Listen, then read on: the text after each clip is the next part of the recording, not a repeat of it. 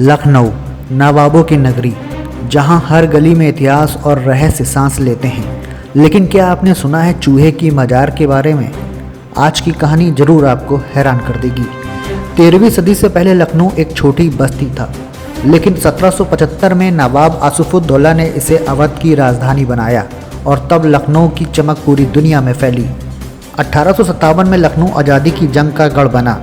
बेगम हजरत महल ने यहाँ अंग्रेजों को ललकारा, मगर लखनऊ की कहानियाँ सिर्फ जंग तक सीमित नहीं हैं। ये है मूसा बाग, नवाब आसिफउद्दौला का बनाया शाही बगीचा।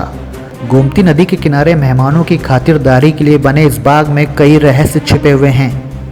हमारे पिछले वीडियो में आपने कैप्टन बाबा की मजार देखी थी। आज हम खोलते हैं एक और अनसुना रहस्य। कहते हैं एक दिन नवाब बाग में टहल रहे थे।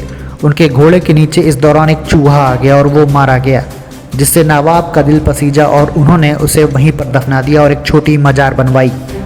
वहीं एक और कहानी है कि बाग में हो रही दावत में जब नवाब शरबत पीने जा रहे थे तभी उनके पैर पर एक चूहा चढ़ गया, जिससे नवाब घबराए और उनके हाथ से शरबत का गिलास छूट गया। इसके बाद चूहे ने वो शरबत पी लिया और मौके पर ही वो मारा गया। तब नवाब को पता चला कि किसी ने शरबत में जहर मिलाया था और उन्हें मारने की साजिश रची गई थी।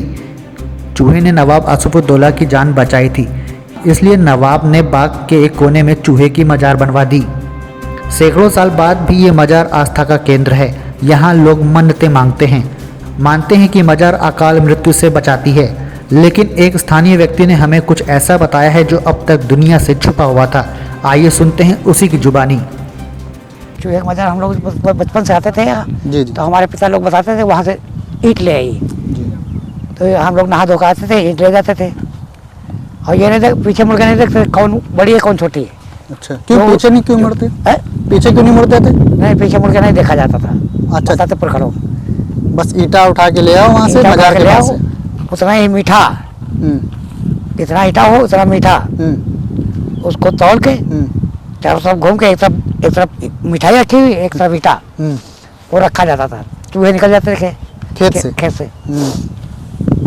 तो ये आपने ट्राई किया, ऐसा होता था? ट्राई कर चुके हैं हम। होता था ऐसा? ये होता था। यही मान्यता है वहाँ की।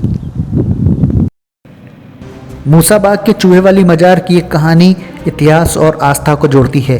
क्या आपने इससे पहले इस मजार के बारे में सुना था या इसे देखा है? तो कमेंट करके जरूर बताएं और चैनल को सब्सक्राइब करना बिल्कुल भी ना भूलें।